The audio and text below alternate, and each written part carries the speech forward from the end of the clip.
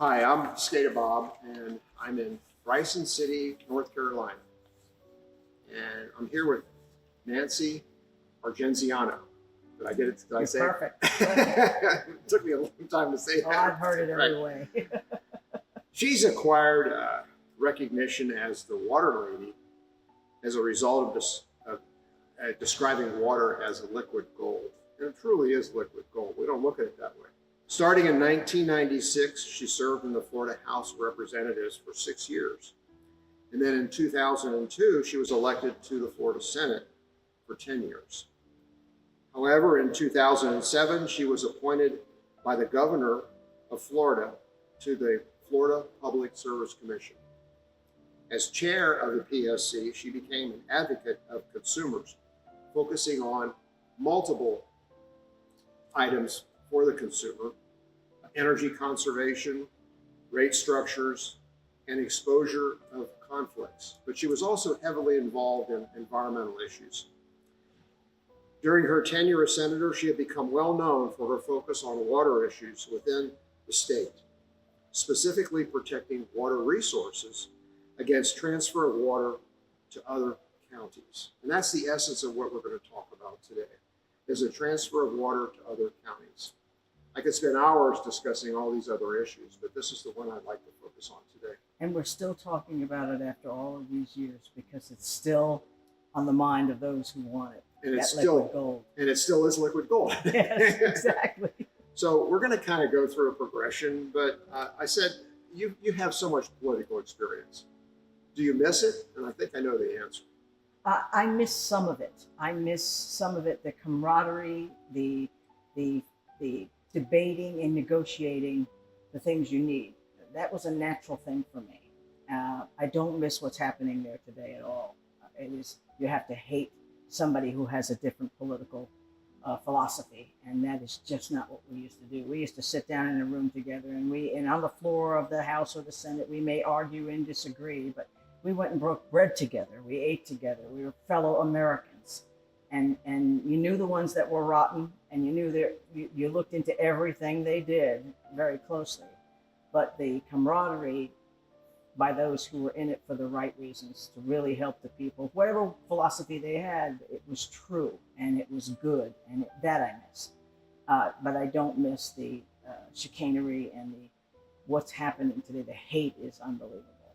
Oh, that's too bad. Yeah, it is. It is. So, here in Bryson City, are you still involved in environmental issues? Oh yes, yes. I went to where the Creedence Clearwater song said, leave the neons far behind and go out to the woods, and I've always been one who wants to be with nature, and that's why I fell in love with Citrus County and the Withlacoochee River and that area, and I'm very much involved in nature here also. I volunteer in the national park and protect the waterways, which I live on a beautiful river here also, and I lived on the Withlacoochee, the Lake Rousseau, when I lived in Citrus County for many years, and it's just nature is your real therapist. When you're in nature, you cannot be angry at the world. You love nature, and it helps, and it sustains life. And other beings need it also, not just us. Florida is unique in that it has a wonderful aquifer, huge aquifer, the Floridian aquifer. Yeah. What made you aware of issues regarding the aquifer in Citrus County? Well, when I moved to Denellen, I think it was at the end of '85, and I moved up from West Palm Beach. And when I saw the Rainbow River, and I lived on Lake Rousseau, found a place on Lake Rousseau, rented there first, and then bought a place, I fell in love with it. I thought, oh my God, I'm finally in the nature. I'm out of the hustle and bustle of West Palm Beach. And I went to a meeting that they had in Denellen, and it was about water transfers. And they wanted to, at that time, take water from the Rainbow River. And I thought, are you people out of your mind? I just came up from someplace that you don't want to turn this into. And I fell in love with it. I saw the beauty of it and just thought how healing this is. Not just that for sustaining life. We had our own growth in Denellen to keep, and to keep people living there and happy in the surroundings that we had. And I got involved that way, and then started. I'll never forget. went to a few water management district meetings because I heard that people were not happy with the water management district at the time. And I bought my first book. It was The Needs and Sources from SwiftMud. And I went to their library and it cost me $69. And in those days, that was a lot of money. And that was the first one I bought of many. And I read through that and I just couldn't believe what I read. And these were some scientists, but there was also political in there. And I could see that they were pushing an alternative for transferring the water. And it would have been from Lake Rousseau. And then even talking about going to the Swanee after that. And it didn't make sense to me.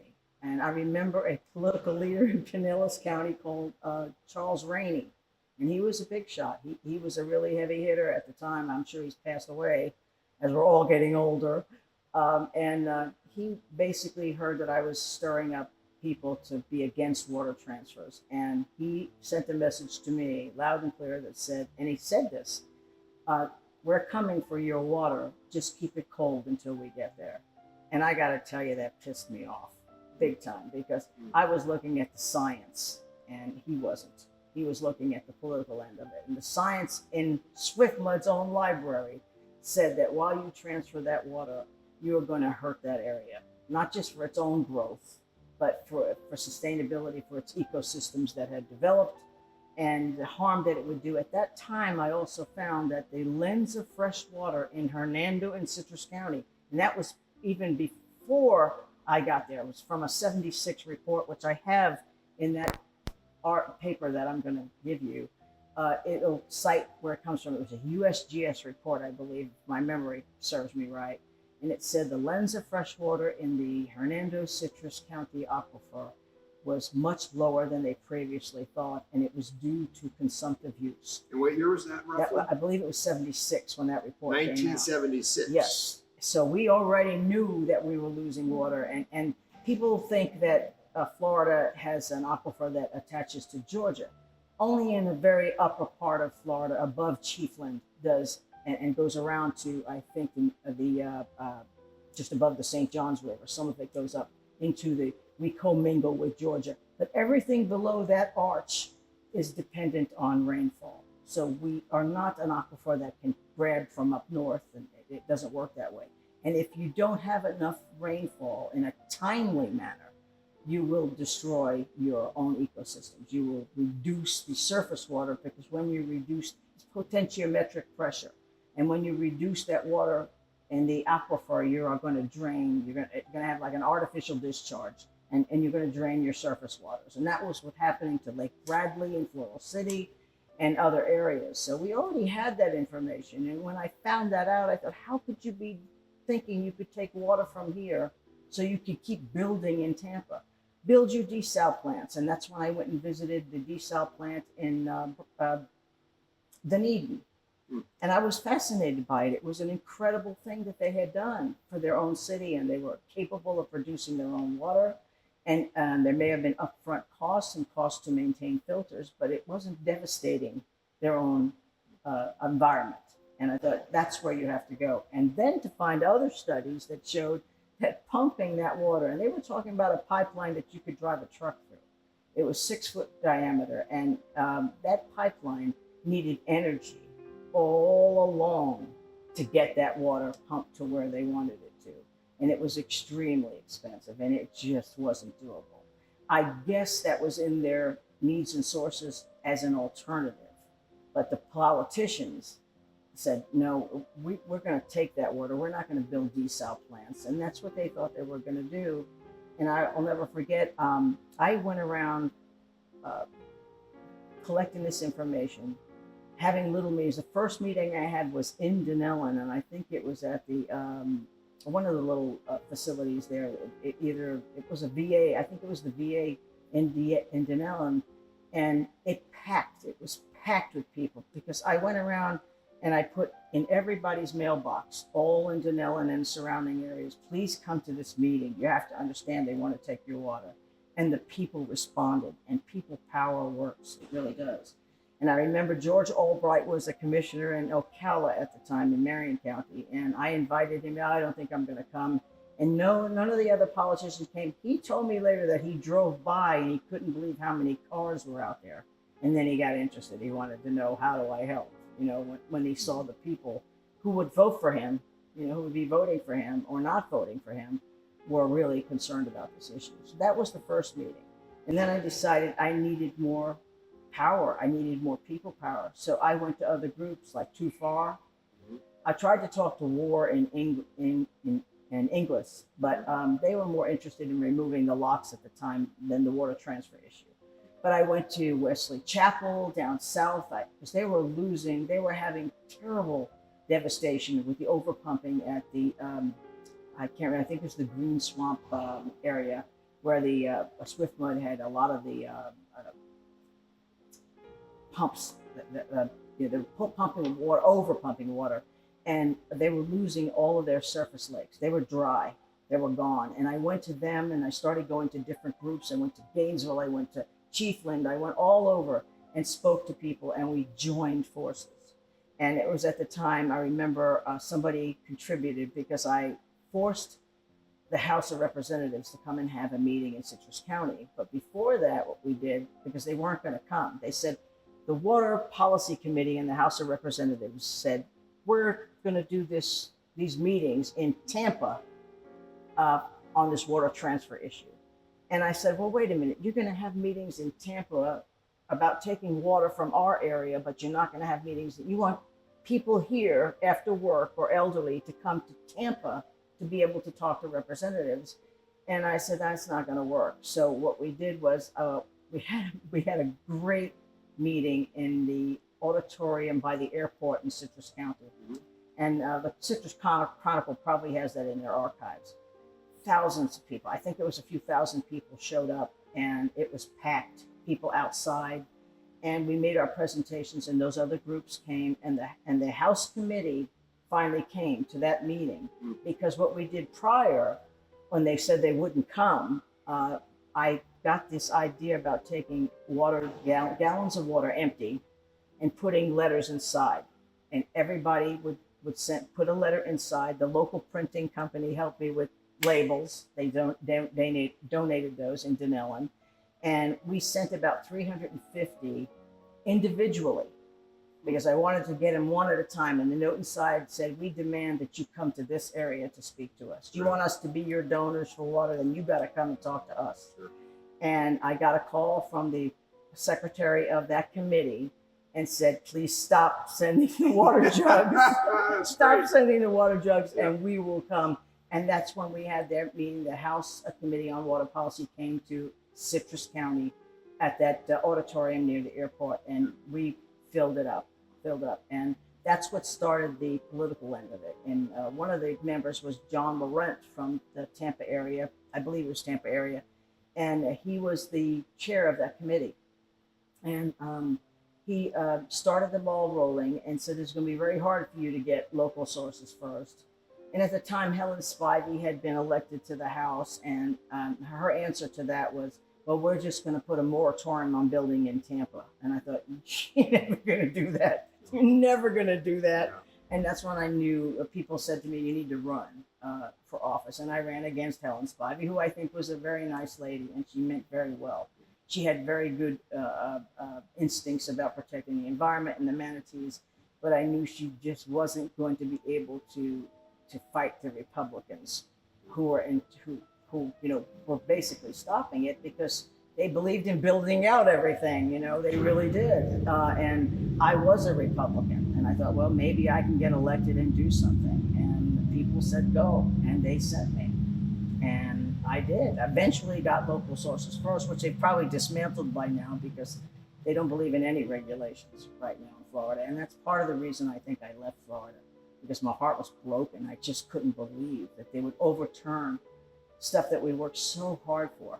I did the Springs Initiative to protect the springs. Instead of saying you can keep pumping it out until it reaches, significant devastation, or however the word was, I can't remember.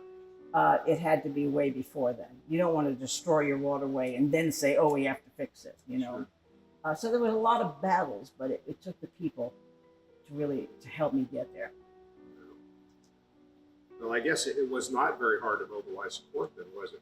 No, it was because I was younger, and it was easier. It is hard. I'm not going to say it wasn't. It's hard, but you better do your homework. And that's one thing that I say. I'm very proud to say of myself. I researched the heck out of everything. So when I went to Swift Mud or I went to the Pinellas County Commission and they would try to tell me something that wasn't true, I'd say, no, here it is. And in this pamphlet that I'm going to give you, this was the original one. You'll find in here page after page and citing where the information came from. It was science. It was dead on, and it was in our own libraries, and they couldn't defeat that. So, but working out there, like from the time putting in everybody's mailbox, those things are time consuming. I had a child in high school, Denellen High School, and I was working, and it took a lot, and I used my own resources. And thankfully, some people in Denellen, like the print shop and so on, tried to help do what they could. But once it caught on, once those meetings took place, and we forced the House committee to come in, people then were there, and it took a village. People want to say, oh, that's Hillary Clinton. It took a village to get something done because the power that be was very difficult. But once I got into the legislature, that's another difficult story too. You have a lot of those members from different counties who don't want to hear that they want to build a desal plant or find reuse or other mechanisms or less pumping or less building. So you had to use enough finesse to be able to say, okay, to the big money, there's other ways you can do this, and show them that their way would probably cost more to begin with anyway and have a lot of political opposition. So it wasn't easy, but when you're younger and you have that fire in your gut and you can get other people to help you, that makes it much easier. So you did enough research that you knew this stuff off the top of your head. I lived and breathed that every minute I was reading, every minute I could. I think my son resented me at one point because I was just so into it, because I knew that I had to be, here's this girl, Nancy Argenziano, with a funny name that originally came from New York. And I knew I had to overcome all that, especially in some of the more southern areas like Dixie County and so on, that eventually became part of my Senate district.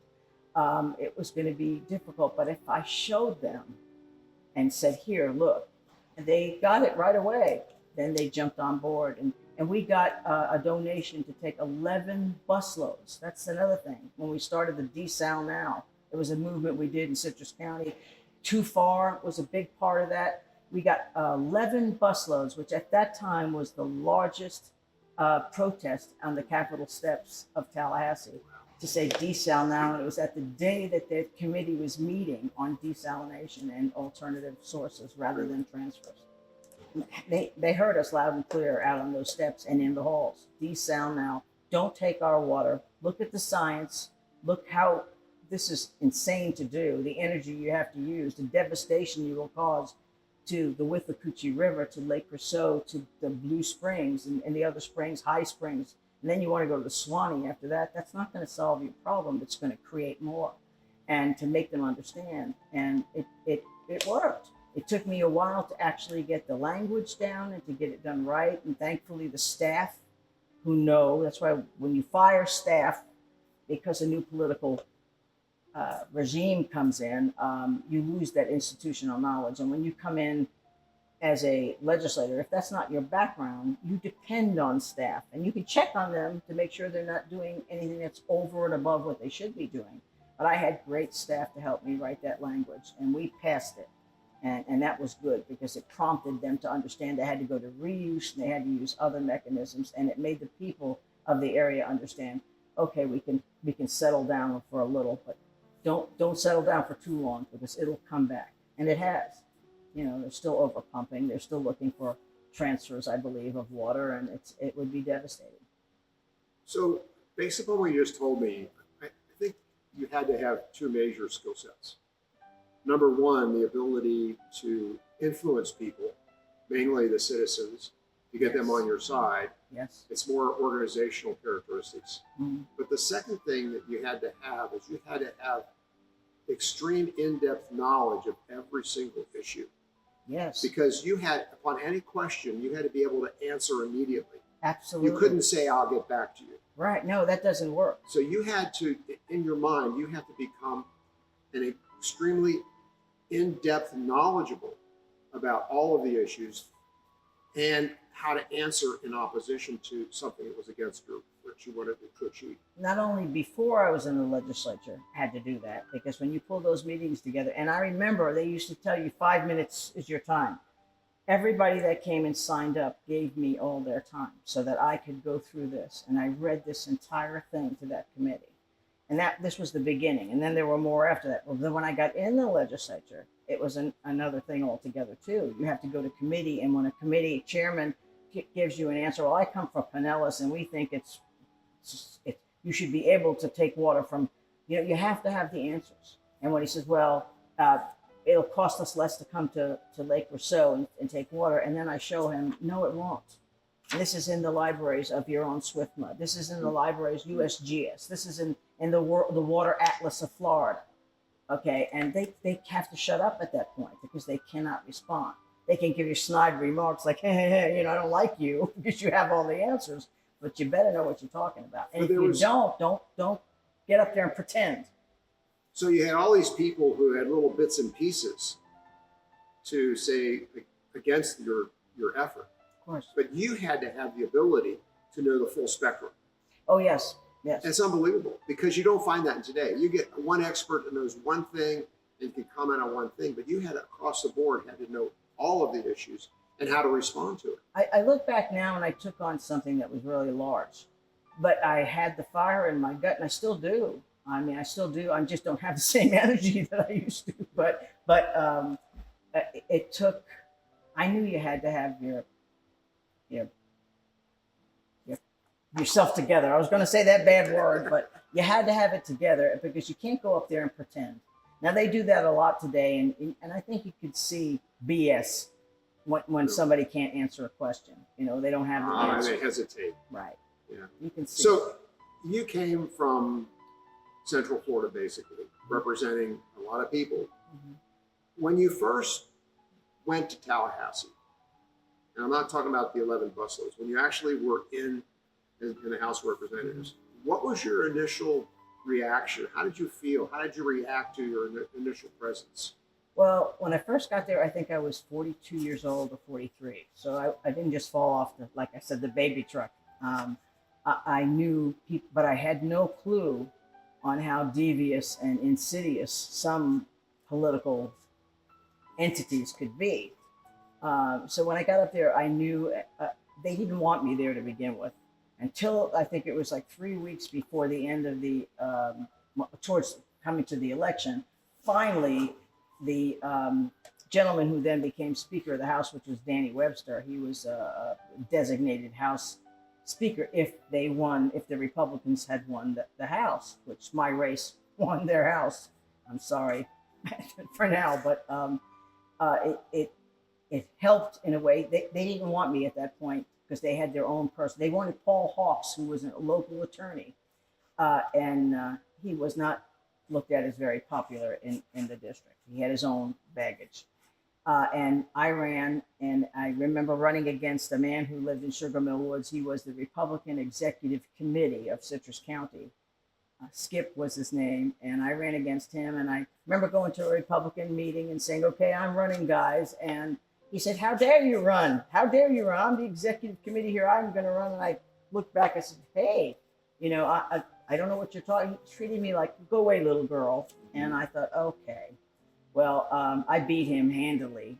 And when I got up there, but 2 weeks before the election came, I got a call from Danny Webster and his people saying, you're shooting up in the polls.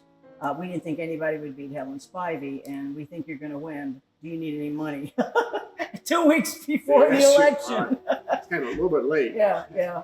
And he was a very religious, and I'm a pro-choice person, and he was not. So he wanted somebody that was more against being pro-choice, and he had to understand that at that point I was going to win. So I won and made him Speaker of the House, the first Republican Speaker in 122 years. So he owed me a couple of favors, and that's how it works in Tallahassee. Sure. And he helped me with certain things before they went against me. But I had to talk. You have to talk to your colleagues on both sides of the aisle. I sat with so many. I became the women's chair for the women's caucus. That was women in the Republican Party and women in the Democratic Party, and we would sit and discuss things. And I got to be honest, I got to tell you, the women in both sides were the ones who were there late at night with the lights on in our offices. Really? Where the men were out at the place called Clyde's, and, boozing it up and smoking their cigars with the lobbyists. So we really, the women did more work than I could. And I remember going to a committee meeting once, and it was the Republican representative. I won't say his name, but I said, can you see this? Did you see this issue here? I got concerns. He said, you actually read that stuff? This was the staff analysis. Whoa. He said, you actually read that stuff? And I looked at him and said, of course. I want to come prepared. He said, no, I just do what my chairman tells me to do. And that was what I meant when I went up. So I said, okay, if a lot of these guys are not reading anything, and I am, when I get to committee, I can really shoot them down because they weren't prepared. And that won me a lot of committees. And you have to go through so many committees, and it took me a while to get local sources first, but we did. We got it. The muck bill that helped Citrus County remove muck in an environmentally safe way, because they just kept thinking you just leave it there.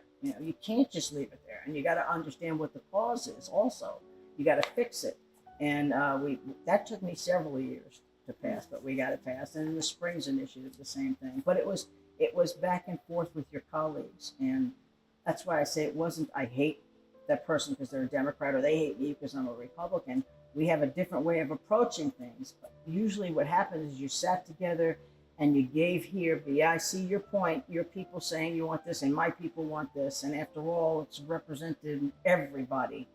And we come up with a really good consensus bill most of the times. So you made a transition from the House of Representatives to the Senate. Mm-hmm. Was that, did you have more power, or you could move things faster? What was the main benefits of moving into the House, or out of the House into the Senate? Well, the Senate is a smaller group of people. The House has 120 and the Senate had 40. So it's easier to deal with 40 people than 120. And then it was the upper chamber, as they called it. And so it carried a little bit more weight, because a lot of the things that came from the House, if the Senate didn't agree, it didn't get passed. And then it would go back and forth and so on. And I sat on appropriations also, and that was interesting, because at one point in the Senate, I had 13 counties. And I remember Jerry Mulligan once from the Citrus Chronicle, when he was the editor, said to me, why are you so suddenly interested in agriculture? Some of that stuff is not good. I said, well, you understand, I represent 13 counties, and a lot of them are agricultural counties. And I'm their representative. I'm not there to do what I want to do. I have to do what's good for the people and what I'm hearing from the majority of the people. So when you take on a different type of topic like agriculture, you made not a transition, but you added agriculture to the list. Right. Then you had to go through intimately knowing all the issues in agriculture. Absolutely. So your work increased significantly just preparing for all of that. Well, yes, and you have to understand both sides. You have to understand that there's an environmental side if agriculture is not done with best management practices, and then there's the farmer side who says, look, I have to stay alive. We're trying to stay alive here in this state, and you people want to regulate us out to death. So you had to come up with the right solution, and we did. We did best management practices, and we alleviated some of the over-regulation, but kept regulation there to say we need to safeguard our waterways. You understand that? And they did. They didn't want to harm the waterways. These were people, salt of the earth. They really were, and they were our fellow Floridians. So you have to compromise. But the Senate was the upper chamber, and it was a lot different than the House. It really was. So I'm asking you to put your magician hat on. Had you not been aware and not taken action on water issues, what do you think would have happened? Oh, I think I see now what's happening in Citrus and Hernando and Levy County. Well, not Levy as much, but the overbuilding. I think you're going to see unbridled and unregulated building. They'll say it's regulated, but it's not. It's not done with best management practices, and it's not done with science. And I think that's what have happened earlier, much earlier. And I don't know if the people are as involved anymore as they were when I asked them to come to those meetings. I don't know that anybody could pull a meeting together right now with 2,000 people, unless it's something like a data center that may be coming next to the Withlacoochee River. That might get, but you have to have that kind of communication. And I think what I'm hearing from a lot of people in Florida is that it went so far in one direction that, you know, the other side doesn't have any say at all. And it's not, you won't come to that consensus, and that means you won't get better legislation. You get, it gets more devastating for Florida. And that's, my heart breaks for that, but I think you'll see a turnaround when people start seeing that they have to take part again. In general, do you feel that there's enough concern over long-term impact on environmental issues at the policy-making level? No, not at all. And that's where the people have to let their representatives, all elected officials, know that it is a concern of the people. I called one of the senators here the other day to let him know how I felt about a particular issue on the environment, and reminded him gently that we, the people, own the government, and you do work for us. And I want you to know you can't have a representative government unless you represent the people. But if the people don't call, then how does that representative know what the people want? So I say no, there is not currently at the policy level, and that's in many states, counties, states, and the federal government. They have no concern. Look at climate change. They were told 50 years ago, 40 years ago, 20 years ago, I was working on climate change at the PSC and in the legislature. We were told what was going to happen. This was predicted. There was no concern. Now is the time for people to say, hey, we better start paying attention on all issues, your water issues, your climate change, everything that has to do with the environment and things you care about. If you don't let your representatives know, then they can't represent you. And if they don't represent you and they represent corporations and money, kick them out of office. That's what you have to do, because it's our government. It belongs to the people. Yeah. What do you see as the best way to influence environmental policies? I mean, that's what you did really in your life. Yeah. You've influenced environmental policies. But today, what's the best way to achieve the same end? Well, all those people who do exist in communities at the city level, county level, state level, there are so many people who are so caring about what's happening. Listen to them, help them get to where they're going to go, help them to be your transit, I guess, to the politicians at the higher level, and help those environmental groups and other groups. I'm not talking about politics, I'm talking about issue-oriented groups, water issues, trees, the air, the water, support those groups, because they cannot do it without the people's help. And get involved. You know, if you've got a busload of people going to your capital to talk to legislators, do that. Or make your phone calls, call your legislators, be involved. It's very important. So that's the only way. And there are people in every community that really care a lot and do a lot more work than some people understand. Help them, and they'll help you. Well, on behalf of everybody in Citrus County, surrounding counties, and the entire state of Florida, thank you for all of your efforts and what you've achieved for us. It's really important. Thank you, and I want to thank everybody back home that took part and does care, because without them, we couldn't have done it. They were such great support and great people. Well, I miss them. You sure have created a long-term legacy of protecting liquid gold. Liquid gold, yes, it's our life depends on it. Thank you. Thank you so much. Bye-bye.